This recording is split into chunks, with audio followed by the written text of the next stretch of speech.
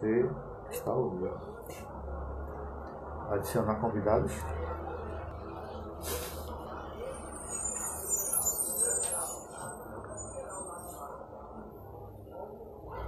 Vamos precisar.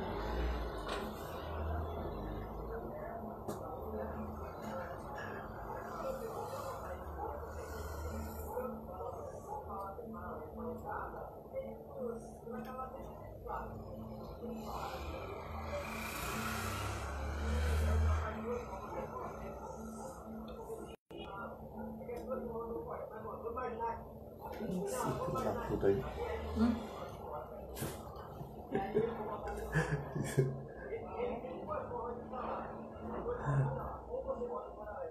Fica escuro, tá vendo? Ué, ela já enviou solicitação. Visualizar.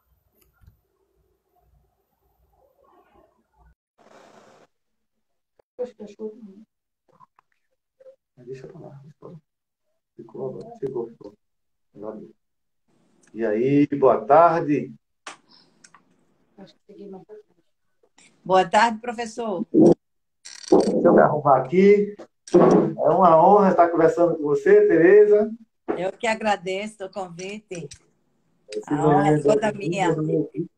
meu nome é Euclides, estivemos juntos em algumas lutas dessas por aí. A última vez que eu me encontrei foi num ato na Assembleia Legislativa, que foi muito emocionante. A questão das meninas adolescentes que vieram lá. E foi Sim, tá a gente certo? sempre se encontra na luta, né? Da luta, né? Então, assim. E a ideia aqui da gente conversar, né? Que você é a deputada, né? Progressista da educação, né? Que tem um chão no pé da escola, tem um chão, tem um pé no chão da escola, né? Me enrolei. E aí a gente, nessas horas de angústia, de dificuldade, a gente vai buscar os aliados, né? Para as trincheiras que a gente defende. Então é uma honra, né? Estar aqui em nome do Laberê. O Laberê é um laboratório da educação étnico-raciais da UFPE. Aí a gente trabalha com estudo, pesquisa e ações de extensão. E esse grupo ele é liderado pela professora Cissa Reis, né? E estamos lá nessa disputa junto com ela, tentando elaborar uma educação e um pensamento afrocentrado a partir da afrocentricidade. E nesse sentido a gente pensou numa pessoa que pudesse nos ajudar a pensar esse momento do Covid, né? O Covid serve para expor para as fraturas expostas da nossa sociedade, né? Onde aparecem as mazelas, e aí a gente dá assim, o contingente da população mais sofrido, mais penalizado, que historicamente está sempre sendo discriminado e tendo despossuído dos bens desse país. E aí a gente pensou como trabalhar isso agora com você, esse adiamento, né? O adiamento é importante, né? Pois assim, a importância do adiamento, a importância social do adiamento do Enem 2020. E o governo já cedeu, mas ele está em dúvida se é para um mês ou para 2 meses, e a gente tenta ampliar esse adiamento para o máximo que for. Mas, sobretudo, Tereza, adiar e sem ter ações é só adiar o sofrimento. Então, a gente adia. E qual alternativas teremos para que esses jovens negros, jovens pobres da escola pública, tenham assim, possa estar ali, não vai estar em igualdade nunca, mas que possa estar em condições de disputar né, a sua vaga e a melhora da sua escolaridade. Nesse sentido, a gente se sente honrado e você está conosco. Tá Ok? bom, professor. Professor Euclides, o prazer é todo meu. Eu conheço o trabalho de vocês, a seriedade do trabalho de vocês, o quanto ele contribui para focar nas questões étnico-raciais, para focar na nossa africanidade e isso feito em um laboratório que tem relações diretas com uma universidade, ganha um relevo muito grande, porque é através da educação que essas coisas têm que ser também todas problematizadas. Quero saudar a nossa companheira, que já vi que ela entrou, Cessa, né? Já assisti palestras e debates com Cessa, e acho que o tema que vocês trazem é um tema de muita relevância nessa pandemia. Primeiro, a pandemia ela está servindo, dentre outras coisas, infelizmente, para mostrar a desigualdade que existe no país, que a gente sabe, que a gente vê todos os dias, que a gente acompanha, mas quando isso vem cruelmente no âmbito de uma pandemia que está matando, que está deixando pessoas sem o atendimento adequado à saúde, a gente, Foi aqui, foi lá. onde estão as pessoas, né? No começo da pandemia, a gente contava, são 10 mortes, 20 mortes, 1.000 mortes, 2.000 mortes. Essas pessoas hoje são conhecidas, elas têm nome, elas têm rosto, a gente sabe onde elas moram, a gente sabe com quem elas conviviam, a gente sabe é, onde elas atuavam. E aí a gente percebe muito cruelmente que esse momento da pandemia é o momento que já tinha sido apontado lá atrás pelos estudiosos. Depois do mês de abril, mês de maio, a pandemia vai chegar aos vulneráveis. E aí a gente se pergunta, quem são os vulneráveis? Está havendo todo um processo de interiorização dos casos, e a cidade do interior tem menos condições hospitalares, né? E está atingindo a periferia das grandes cidades. Quem mora nessas periferias é o povo pobre, é o povo negro, é o povo tradicionalmente ou historicamente excluído. Então, isso precisa ser tratado também como fator da desigualdade social, que é uma desigualdade de classe, de raça, né? E a gente precisa traduzir isso em uma ação pós-pandemia. Então, o adiamento do Enem, todo o debate do adiamento do Enem, ele veio exatamente porque o Enem ele foi criado no governo de Fernando Henrique com algumas finalidades. Finalidade de fazer um teste, era testar mesmo, né? Testar os conhecimentos até o final do ensino médio. Depois, ele é usado também como certificação para quem não concluiu o ensino médio. Se passar no Enem, recebe o certificado de conclusão. E para ingresso em universidades.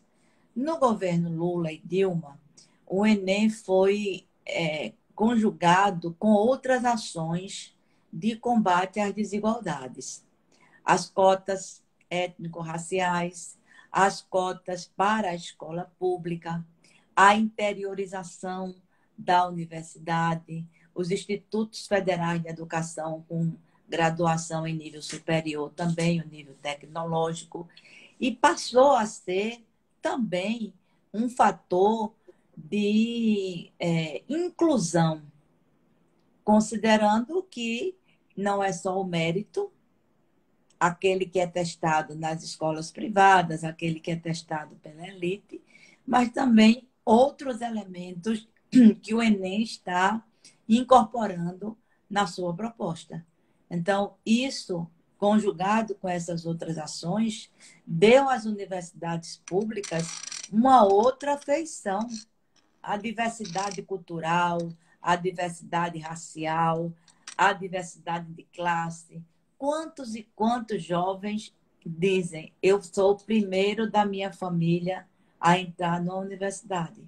Graças a essa política, a essas políticas, né, de acesso ao ensino superior, de considerar, de fato, o ensino superior também como direito, porque é educação. A educação básica é obrigatória e gratuita, mas o ensino superior, para quem deseja fazê-lo, precisa ser assegurado. Não pode ser apenas um funil, não é? Por onde entrem apenas aqueles que têm mais condições econômicas, mais condições de acesso à escolaridade, mais condições de acesso a cursinhos. Então, nesse aspecto, Euclides, o Enem contribuiu muito. E aí, o adiamento do Enem veio nesse processo de pandemia, onde a desigualdade está escancarada, e também na educação. Por quê? Porque a gente começou com as famosas aulas remotas, né? Eu não gosto de chamar educação à distância, porque educação à distância é outra coisa. O que está se fazendo é um improviso para aproveitar esse tempo de quarentena, que os alunos não estão indo para a escola, porque de fato as aulas tinham que ser suspensas mesmo, né? E aí a gente está nessas aulas remotas, que é um capítulo à parte das confusões pedagógicas, né, que estão ocorrendo no dia a dia dos professores e dos estudantes do Brasil. Mas as aulas remotas, por sua vez, elas também revelam outra face da exclusão, que é a exclusão digital. Muitos não podem ter acesso a essas aulas remotas porque moram em áreas periféricas, moram na zona rural, moram em setores que não têm cobertura da internet e nem podem pagar para ter uma internet. Eu sei que algumas escolas públicas, por exemplo, os professores se cotizam para poder ter internet. Por outro lado, não tem os equipamentos. Eu sei que todo mundo hoje tem um celular. O celular hoje é de mais fácil acesso, mas apenas para se comunicar, no máximo um zap. Os apps, as plataformas, não é todo mundo que tem, apesar de ter um celular. Computador, notebook, já é um bem de extrema riqueza para muitos. Enquanto que para alguns é de primeira necessidade, para outros é um sonho. Então, você não tem a rede, você não tem o equipamento e a estrutura dos domicílios muitas vezes não condiz para o estudante se concentrar em uma aula. É uma casa de um cômodo, é uma casa de 2 cômodos, é uma sala para ficar todo mundo comendo, dormindo, conversando. Então, essa desigualdade refletiu-se no Enem, porque com a escola, que é para muitos o único equipamento cultural que existe, os estudantes ali podiam ter acesso, seja por aula presencial, seja em uma biblioteca, seja numa aula extra, até mesmo usando a internet que a escola tem disponibilizada. Então, o adiamento do Enem foi também uma afirmação de que a pandemia está atingindo de forma desigual, a reação é desigual, e, portanto, a gente não podia fazer um exame que não desse minimamente condições de igualdade para o acesso. Então, esse foi o nosso argumento. Felizmente, foi um argumento abraçado por muita gente, não foi só professores e estudantes. Eu diria que esses 2 pilares, a partir das suas entidades representativas, puxaram, mas muitos outros foram atrás, muitas bancadas de forma suprapartidária, né? Tanto que a aprovação foi unânime no Senado. O único senador que votou contra, quem foi? Flávio Bolsonaro, né? Flávio Bolsonaro, e a gente já sabe por quê, né? E foi abraçado também pela academia, por gestores, o Conselho Estadual de Secretários de Educação também foi contra, é necessário adiar. Então, agora, o que é que a gente precisa fazer? Adiar por adiar, né? E ainda mais, Euclides, o adiamento, o que é que o MEC está fazendo com aquele sinistro totalmente desastrado?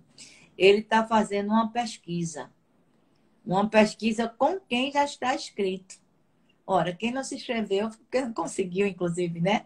Aí ele está fazendo essa pesquisa para saber como é, quando é que as pessoas desejam esse Enem. Eu tenho dito muito que eu acho que o Enem, o retorno. É o meu que está tocando? Não. O Oi? retorno. Caramba, não. Tá vendo Eu que não- dá uma zoadinha? Tem, assim. Mas Posso continuar? continue. Eu acho que é alguma ação de Von Travel. Eu acho que ele está. É. O que eu percebo é o quê? Eu percebo que é, o retorno às aulas que está sendo planejado, não é, ainda é indefinido. A gente não sabe quando vai voltar e nem sabe como vai voltar. Nós vamos fazer um debate na Assembleia Legislativa. Eu propus isso na Comissão de Educação. O presidente acolheu, foi aprovado por unanimidade.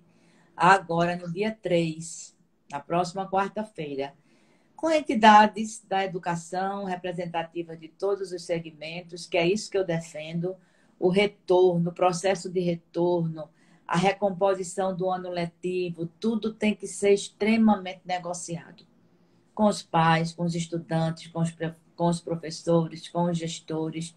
E aí eu acho, sabe, Euclides, que a gente tem que incluir o Enem nesse retorno. Os alunos que estão matriculados no terceiro ano, que se inscreveram no Enem, o que é que a gente vai fazer agora com eles nesse momento? Tenho dito muito isso aos professores. Nessa dificuldade dessas aulas remotas, priorizem esses estudantes. Não simplesmente para contar dia letivo, mas para assegurar a eles minimamente essas condições.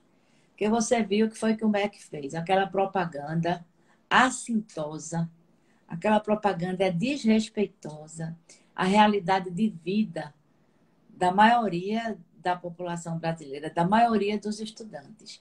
E bota toda a responsabilidade nas costas dos estudantes. Estude, estude, estude, de qualquer jeito estude, estude em casa. Aí você vê a imagem como ela choca, né? Estude em casa, uma menina toda arrumadinha, com um laptop, última geração, o outro já no seu ambiente, quer dizer, tudo muito arrumadinho, que não é a realidade de vida, infelizmente, da maioria da população. Então, eu acho que esse debate é muito apropriado. Beleza? E a propaganda finaliza com um jovem negro, né? Exatamente, Jovem negro. exatamente. Tá? Então, Mas assim, essa é a linguagem de Bolsonaro. Você vê que ele não deixa de ter um dos seus auxiliares diretos negro, né? Para comunicar que ele não tem racismo.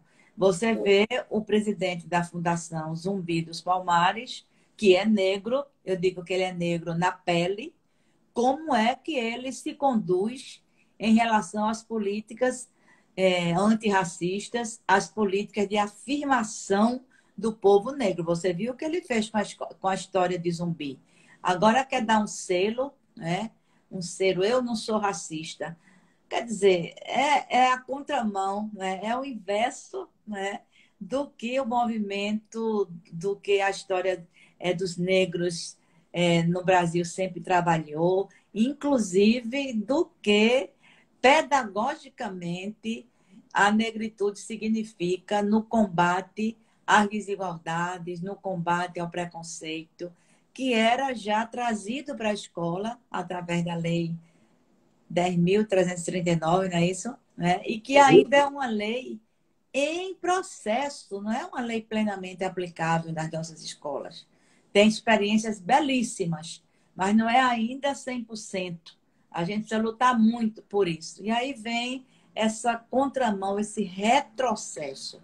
Então, eu acho que a gente precisa formular uma proposta assim, porque se o Enem foi adiado com o argumento de que a pandemia estava revelando desigualdades, para que ele volte, a gente tem que focar muito firmemente nessas desigualdades.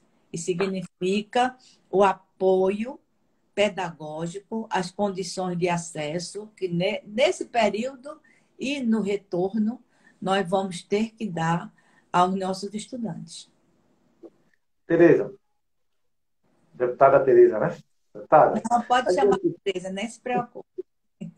olha, A gente tem lidado no Brasil, historicamente, com ações e políticas, assim, pirotécnicas. Ações e políticas que ela surge né, no papel, e aí a gente, infelizmente, vai ter que lembrar de Gilberto de Mestai, né, que partiu, nos deixou, quando ele escreve cidadão de papel, né, quer dizer, é cidadão no papel, mas a lei não o torna cidadão, não dá os direitos. E a gente tem isso ao longo da história, né? O Estatuto da Criança e do Adolescente é uma dessas leis criada pelos movimentos sociais, movimentos populares, e chega, né, promulgada, mas aí, ao invés do Estado implementar, o Estado ajuda a marginalizar a lei. Né? A lei, parece que tudo que não presta tem a ver com ela. E aí eu fico pensando, e aí eu vou fazer uma provocação. No dia 21 de março de 2018, o governo atual lançou o programa de combate ao racismo institucional. E a gente não vê esse programa, né, essa lei. Então, tanto é que a gente não vê que aí, quando a gente já tem uma questão de como é que a lei 10.639 estava sendo desenvolvida no ensino médio, a senhora já respondeu, né, dizendo assim, ela vai sempre mal das pernas. Né? A lei 10.639 foi a segunda lei promulgada pelo então presidente da República, nosso querido Lula. A segunda. Então, ela tem uma importância muito grande. Né? É claro que ela foi fruto dos movimentos sociais negros, o movimento foi que forjou tudo, mas o governo abraçou e transformou isso. E aí, como a gente não vê o PCRI estadual funcionar, tem uma força-tarefa, tem um grupo que esteja trabalhando com ela, a gente vai ter problemas na educação, no combate ao racismo e no combate ao racismo institucional. Né? Assim, porque a gente vai focar aqui agora na questão da educação. Então, não sei se você poderia dizer como é que a secretaria está orientando esses jovens da escola pública, não, em sua maioria negra, a lidar com o Enem. Assim, qual é o apoio, como é que é isso? A senhora tem como nos ajudar nisso? Olha, as escolas públicas em ensino médio, a gente não tem uma rede uniforme. A gente tem vários modelos de ensino médio na rede estadual hoje. A gente tem o chamado ensino médio regular, que é o ensino médio com 4 horas e meia de duração, que funciona em escolas que às vezes tem só o médio, mas que às vezes tem o médio e o fundamental. A gente tem o ensino médio profissional, que é a educação profissional média, e a gente tem a pérola que o governo acha que é a coisa mais maravilhosa, e não estou com isso ironizando a proposta, não, que são as escolas de referência, os EREM, que são as escolas de referência em ensino médio, que a principal diferença das outras é a jornada estendida. Você tem o integral, que é de segunda a sexta, de 8 às 5 da tarde, e você tem o semi-integral, que 2 dias da semana tem a segunda jornada. É uma proposta interessante, porque o tempo ele é importante. Se o tempo for bem aproveitado na formação, na ampliação dos horizontes, de troca, de conhecimento, de acesso, ele realmente é bem interessante.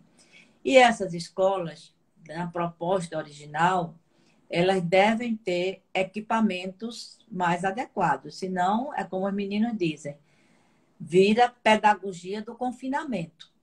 A gente dobra a jornada dentro da escola e o segundo turno é uma cópia do primeiro. A ideia não é essa, embora isto ainda aconteça, mas tem programas e vivências muito boas nesses EREM. Aí, esses EREM, eles têm biblioteca, eles têm laboratório de ciência, laboratório de matemática. Então, a preparação no ensino médio, seja para a conclusão do ensino médio, seja para acesso ao nível superior, ela é melhor. é melhor, sem sombra de dúvida. Isso aí já é uma coisa comprovada pelos índices que a gente tem de comprovação, mas eu já acompanhei alguns mais de perto e percebo, tem muito a que se aperfeiçoar, inclusive o aspecto burocrático dessas escolas, que é cruel. Os professores terminam subindo pelas paredes, porque é muita planilha, muita exigência, coisas que poderiam muito bem ser mais digeridas e trabalhadas de outra maneira para se investir mais no pedagógico. Mas, regra geral, são escolas melhores do ponto de vista pedagógico e de resultados de aprendizagem. A maioria dos estudantes da rede pública é pobre, mas essas escolas estão sendo também disputadas pela classe média.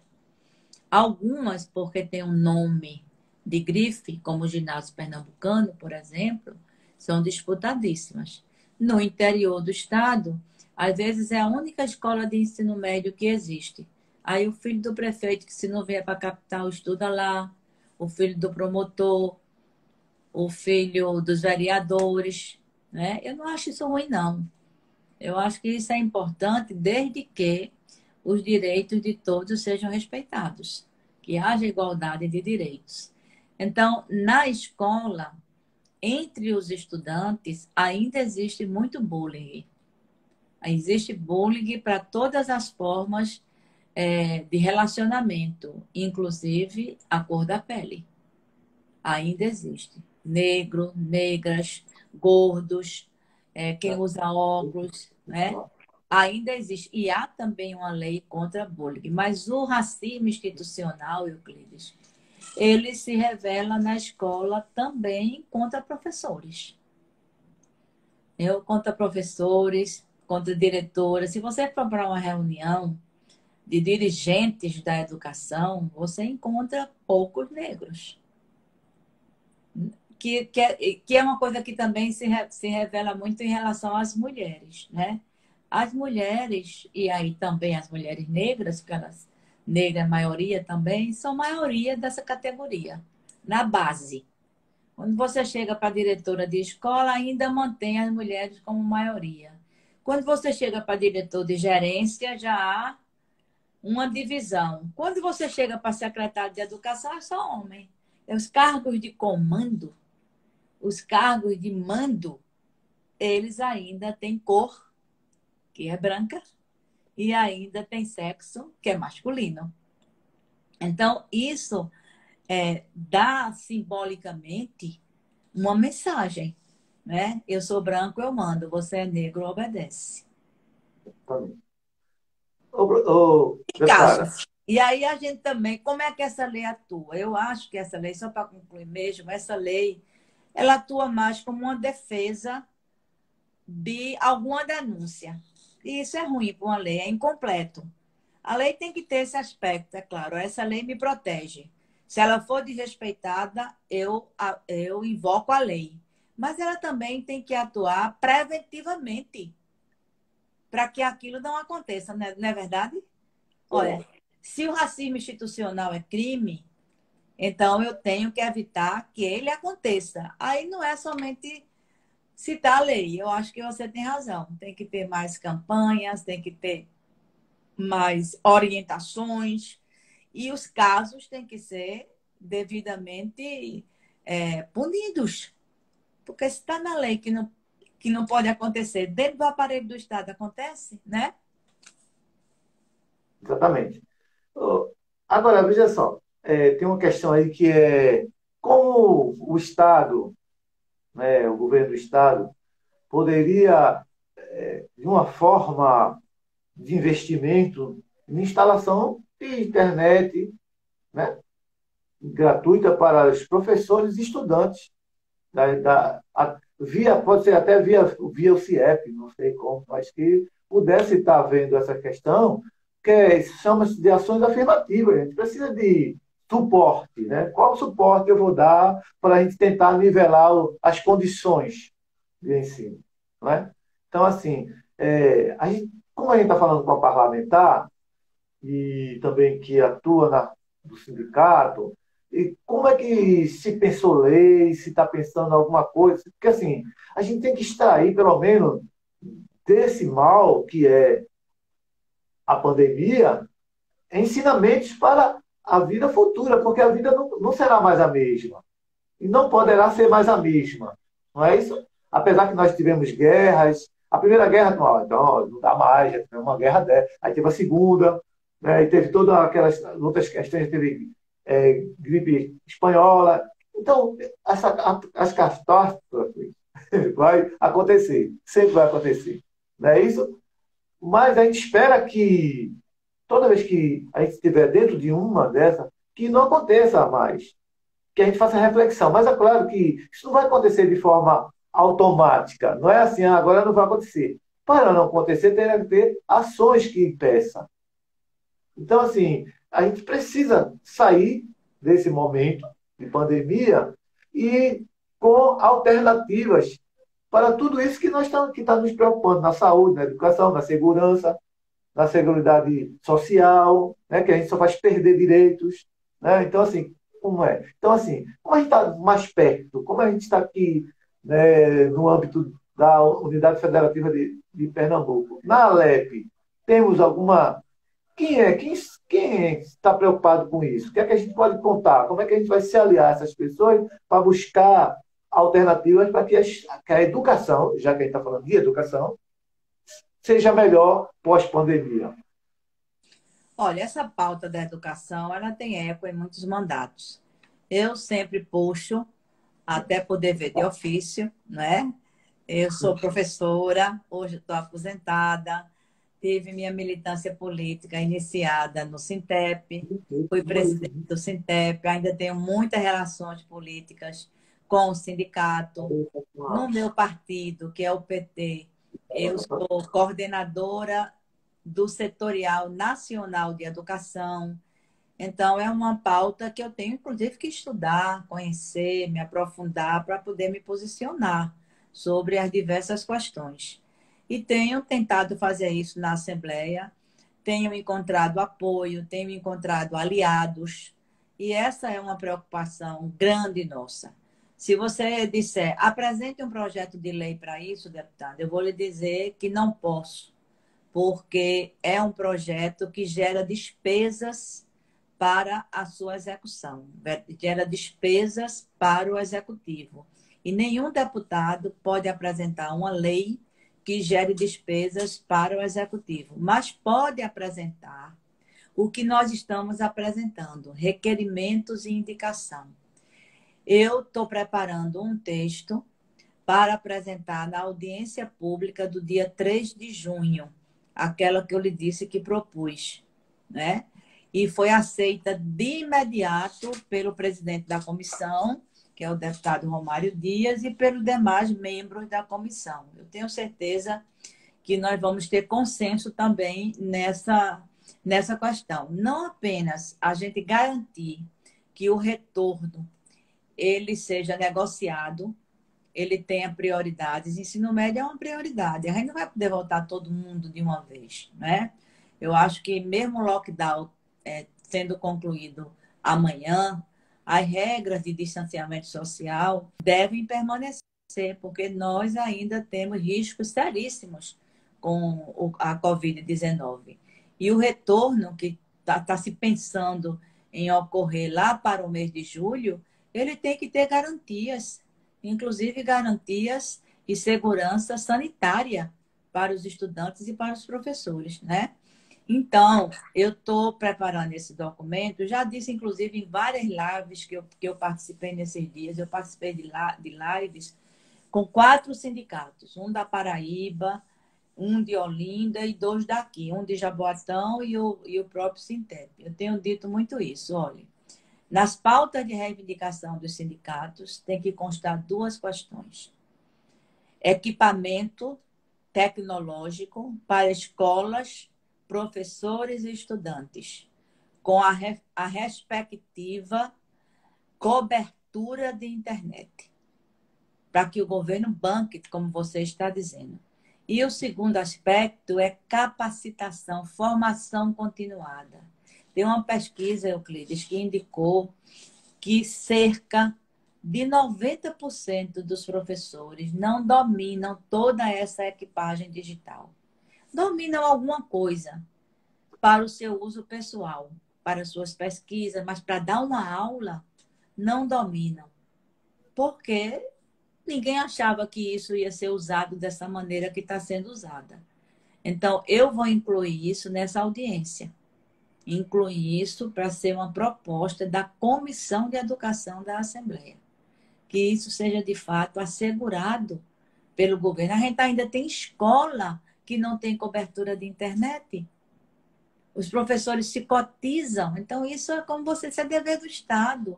Porque nós estamos em um período, né, da sociedade, da evolução da sociedade, que alguns chamam da quarta revolução industrial, né? Onde a tecnologia e os meios digitais vão ser largamente utilizados. A educação não pode ficar de fora. Eles não podem substituir o professor em sala de aula. A aula presencial continua sendo o melhor instrumento de construção do conhecimento. Mas eles vão ter que chegar como um aporte, como um reforço. Para eles chegarem como aporte, como reforço, ele não pode produzir uma nova exclusão, que seria a exclusão digital. Então, é um assunto, de fato, que a gente vai ter que incluir, do mesmo jeito que a gente inclui merenda, livro didático, biblioteca, laboratórios, a gente vai ter que incluir mídias digitais de acesso universal. Senão, a população dessas escolas, que muitos, eu diria que a sua maioria, não tem isso em casa, não vai ter nem na escola. Então, países desenvolvidos já têm essas experiências de internet universal, até em praça. Até em praça você tem internet em alguns países, né? Então, eu acho que é uma pauta que a gente tem que encarar. A pandemia está nos mostrando, tem que encarar com muito cuidado, porque os processos de privatização da educação passam por educação à distância. Tem muita empresa aí, dita educacional, se lançando para vender plataformas de aula à distância para secretarias municipais, para secretarias estaduais de educação, e nós não podemos permitir. O centro do processo de ensino-aprendizagem é aluno e professor. O estudante como sujeito principal e o professor como instrumento principal desse processo. Então, é uma pauta apaixonante, polêmica, nova, né? Que as pessoas, quando estão falando no pós-pandemia, elas falam muito no tal de novo normal. E esse novo normal é o teletrabalho.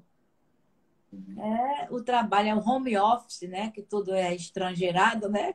É o home office, é a homeschool, né? E as organizações familiares também sofrendo com isso, as mães subindo pelas paredes, né?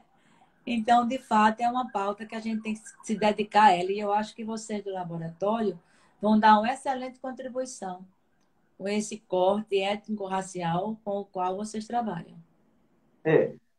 Hoje, né, por conta da questão do adiamento do Enem, a gente está discutindo contigo a questão de alternativas, né, de infraestrutura. E a gente também se preocupa, nós no laboratório, principalmente com a questão curricular, o conteúdo, né, essa questão eurocêntrica, né, dominando toda a educação, e a questão, daí é que surgem, né, os bullying. Agora, a gente precisa diferenciar bullying de racismo. Claro, né? claro. Tem o racismo São mesmo. duas Existe coisas o racismo, totalmente diferentes. são diferentes. Principalmente o racismo estrutural, o racismo institucional que a gente falava. Exatamente. Então, assim, na relação, e a escola não sabe lidar ainda com a manifestação do racismo. O que é que eu faço? Né? A professora ainda não tem uma formação, do mesmo jeito que ela não tem uma formação para lidar com as novas tecnologias, que isso é um fato, né? Ela não tem, os professores no geral, não têm como lidar com a manifestação do racismo. Até porque muitas vezes não entendem como é que é o racismo, como é que ele se mantém, para muita gente, o racismo só é quando você diz você é um negro safado e necessariamente se manifesta desse jeito. E a própria lei que cria o racismo, que criminaliza o racismo, ela diz isso, né? Porque tem a injúria racial e tem o racismo. Então, se alguém disser que fulano de tal é um negro safado, é racismo. Não é racismo, é injúria. Mas se eu dizer que todos os negros são racistas, ou são macacos, ou coisa, aí isso é racismo. Então, assim, isso tudo é feito para dificultar o entendimento, e a gente vê que os profissionais da educação não entendem isso, né? E a gente tem uma companheira que fez uma pesquisa muito interessante, isso já faz muito tempo, que ela fala da distribuição, Eliana Cavalheiro, ela fala sobre a distribuição desigual de afeto que acontece nas escolas e nas creches públicas. Ela fala que a equipe técnica também é representada por pessoas brancas, né? O que eu lhe disse no anterior. Nós tivemos dificuldade no governo de João Paulo para implantar o ano letivo Dona Santa. Veja que interessante. O ano letivo Dona Santa estava acontecendo e foi a prefeitura que colocou o ano letivo, que era, né? E logo depois foi o ano letivo Chico Sainz. Começou com Dona Santa, e as diretoras evangélicas diziam assim, aqui não, aqui esse tema não entra, não, a macumba não entra. Então, quer dizer assim, existe, e a prefeitura disse que não teve força, que não sabia como lidar, pediu ajuda, está entendendo assim? Não, isso é uma ação, isso é quando configura o racismo e, sobretudo, dessa forma como ele se institucionaliza. Então, assim, e fica passando panos bônus, porque não sabe resolver, como se a escola fosse daquela diretora. Não, a diretora, ela pode ser evangélica, ela pode ser budista, ela pode Mas ser... a escola tem um projeto e a rede deve ter um projeto, né? Isso é um projeto, está entendendo? Então, essas questões que a gente precisa lidar também na formação continuada. E eu estou falando mais para a professora e mais para a sindicalista, né? Do que para propriamente a deputada, porque assim, você está lá no debate, no chão, mas também para deputado, principalmente, para a questão assim, de como é que a gente vai garantir que a lei, né, 639, 2000, agora me enrolei com a lei 339. Essa lei, já sabe, daqui a pouco vão aparecer aqui, né? E é a lei que a gente tanto batalhou que agora deu um branco. Mas, e também tem a 11.645. Que é uma ampliação. Uma ampliação, uma é de 2003, outra é de 2008. E 10.639. E essa lei, né, que é a que deu a pane aqui. Então, a gente precisa dessa implantação, dessa implementação. Né? Se a gente for ver, o parecer da lei é belíssimo, é muito bem fundamentado. Né? A gente já tinha um cara que já estava preocupado com isso, nos colocando a importância disso aí, que era a medida de nascimento. E tinha um currículo, tinha toda uma mentalidade para a escola pública brasileira, para a escola brasileira como um todo. E a gente ainda hoje, no século XXI, fica tateando nessas questões. Sabe? Existe acima, existe acima. Por que isso? Porque Então, aquilo... os avanços recuos, né, Euclides? Eu lembro que quando essa lei fez 10 anos, nós fizemos um seminário na Assembleia Legislativa de avaliação da lei. E trouxemos, inclusive, experiências de pleno exercício da lei. Foi uma experiência do Rio Grande do Norte, de um município. E outros realmente tateando. A gente avança e recua. Eu acho que esse momento que a gente está vivendo é um momento de reflexão sobre isso, porque o obscurantismo na educação, você fez menção aí a diretoras evangélicas, certamente fundamentalistas, ele está crescendo muito no Brasil, crescendo e influenciando na educação e influenciando na política. Olha, a gente teve aquela famigerada reunião dos ministros, né? Do alto escalão do governo.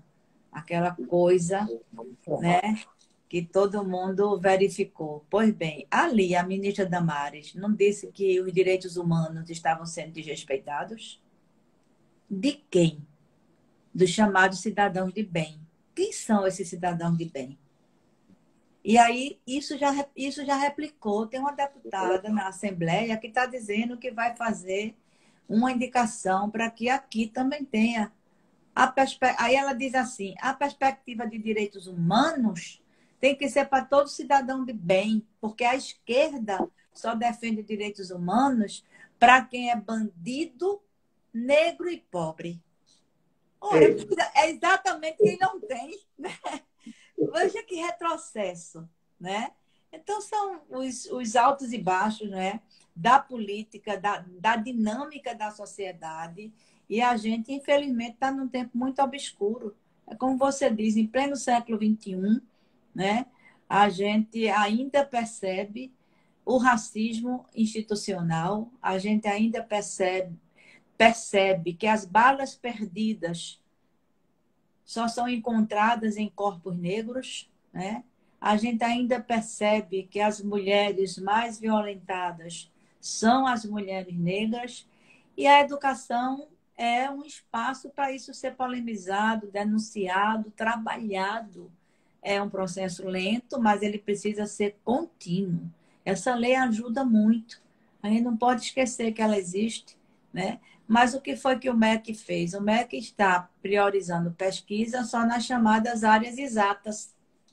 Essa lei se encaixa justamente na área das humanas, que é a história da África, né? Ela se encaixa. Ele retirou todo o insumo de pesquisa das áreas de humanas, filosofia, história, geografia, porque ele disse que é nessas áreas que se concentram os professores esquerdopatas, os professores comunistas, os professores que pregam a ideologia de gênero, e por aí vai o desatino, né? Então, isso nos desafia imensamente. E eu sei que o laboratório está muito atento a isto, né?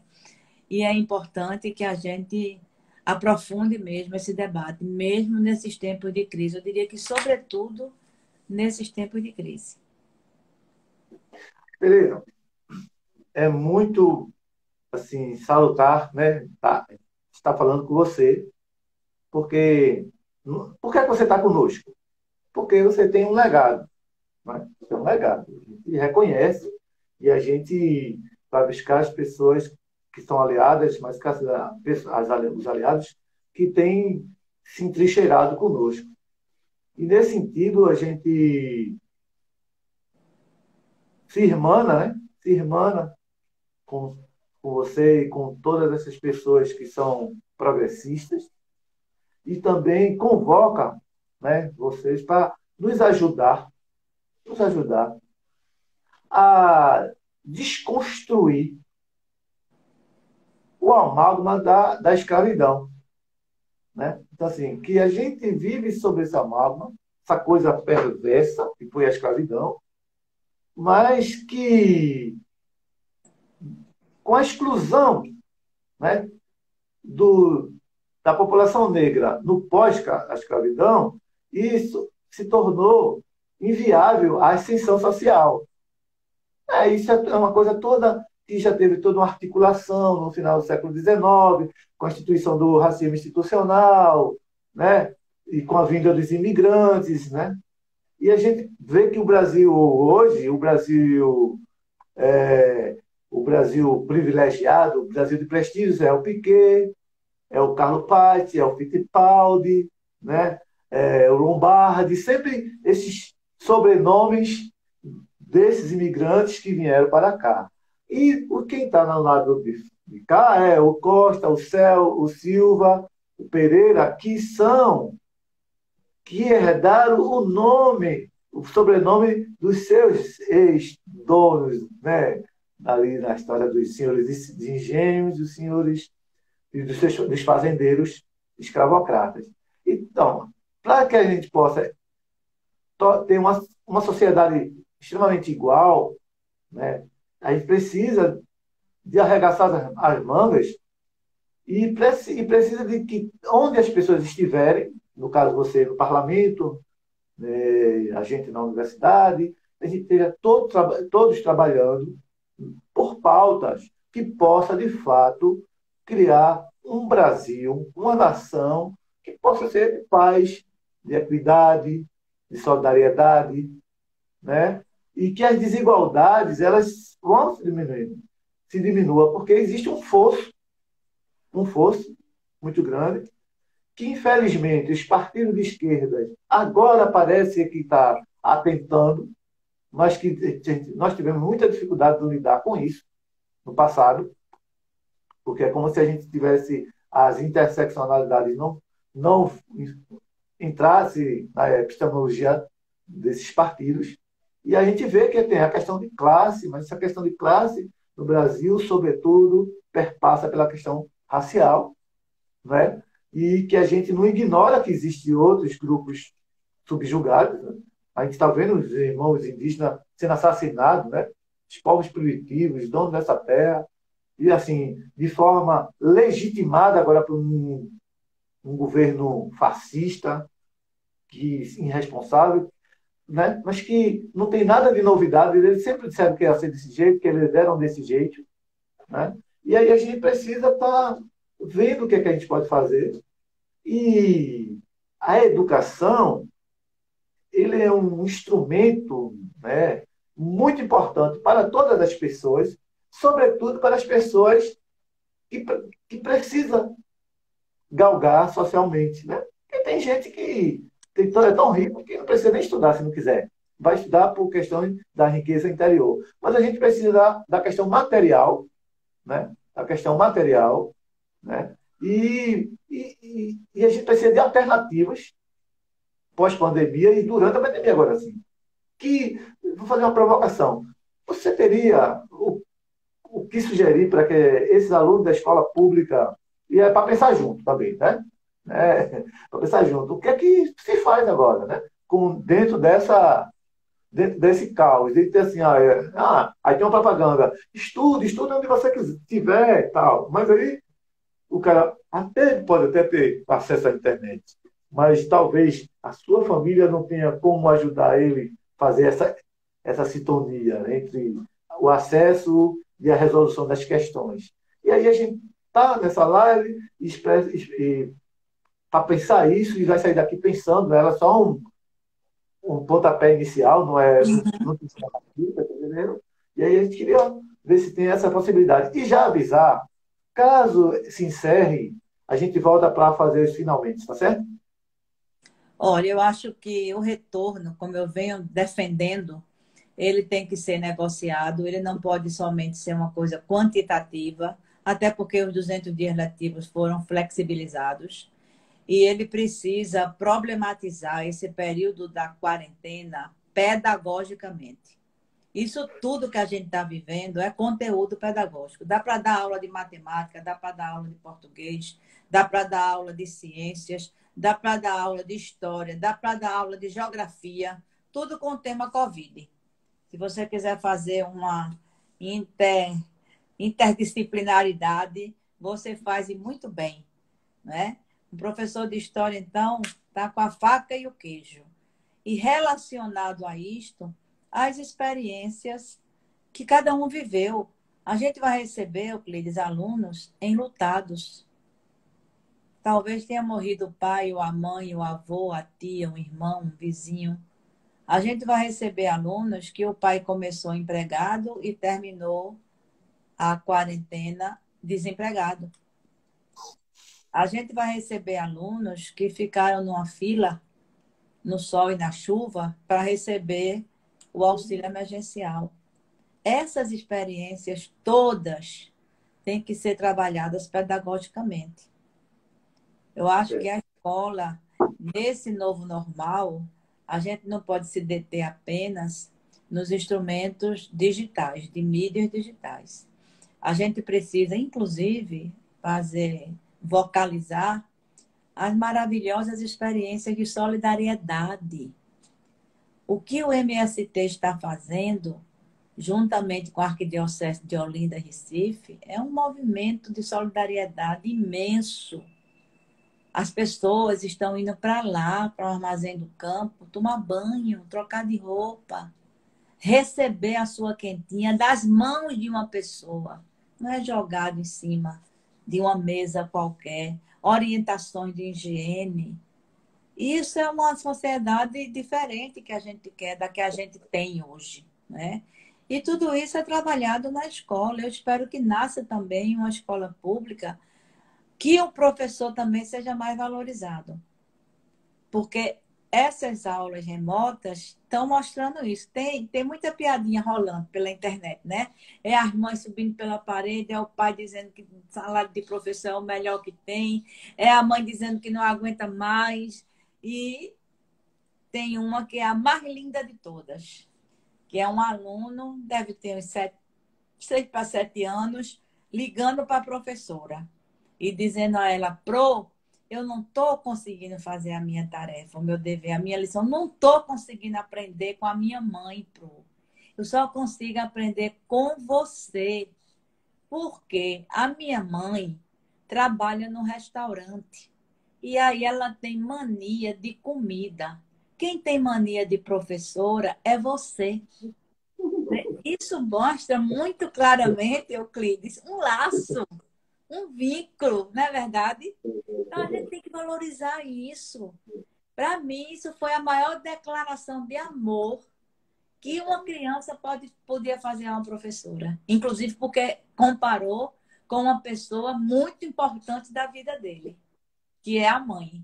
Ele não diminuiu e nem retirou a mãe do seu contexto, veja. Ele disse: a minha mãe entende de muita coisa, de comida, ela tem mania de comida, mas ela não tem mania de professora. Então, isso mostra também a essencialidade da nossa profissão. Nós somos insubstituíveis. Não é uma máquina que vai nos substituir, não.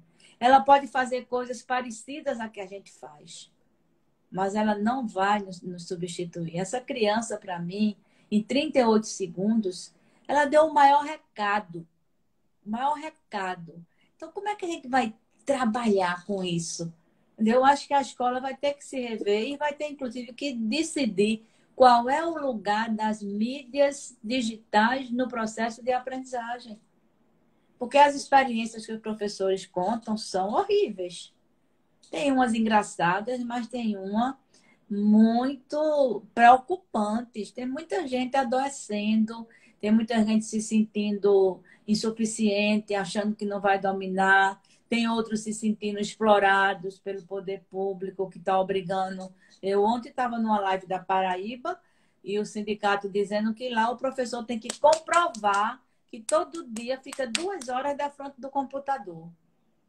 Quer dizer, são coisas assim meio absurdas, né? Mas eu acho que a gente tem um conteúdo de vida, né? Um conteúdo de vida muito importante para a gente trabalhar. Olha, eu saio de casa todos os dias, de manhã, 8 horas, 8h30, mais tardar 9 horas. E quando eu chego cedo, é 7 horas da noite. Quando eu chego cedo, rarissimamente, de segunda a sexta, eu almoço em casa. Eu estou em casa, somente eu e meu marido, nós somos do grupo de risco. Eu sou diabética, ele é hipertenso e somos sexagenários, né? Estamos em casa desde o dia 18 de março, com todo o aparato, né, de um apartamento, que a gente pode ver televisão, pode ir na varanda, pode conversar, né, pode trocar ideias. As filhas a gente vê de longe, todo domingo a gente tem uma teleconferência para trocar ideias. Eu só saí, Euclides, 3 vezes, 4 vezes. Uma vez para tentar tomar vacina, que não consegui. A outra vez saí e consegui. A outra vez no domingo de Páscoa, para levar o ovo na casa dos meus netos. E mais recentemente que tive um problema no ouvido e fui numa emergência. Só. E estou subindo pelas paredes. Vai cair, Imagina. viu? Vai cair, tá? Mas aí a gente já pode se despedindo, né? Aí Então, a gente volta, a gente volta, a gente eu volta. espero que a gente possa aproveitar toda essa experiência de vida A e gente volta, viu? traduzir isso Porque pedagogicamente nas escolas. viu? Viu, Tereza? A gente volta rapidinho para se despedir melhor. Eu tenho outra. Ah, tá. Tá saindo agora? Então tá. Tchau. Eu volto só para falar com o Muito pessoal. obrigada. Muito obrigada. Conte sempre comigo. Né?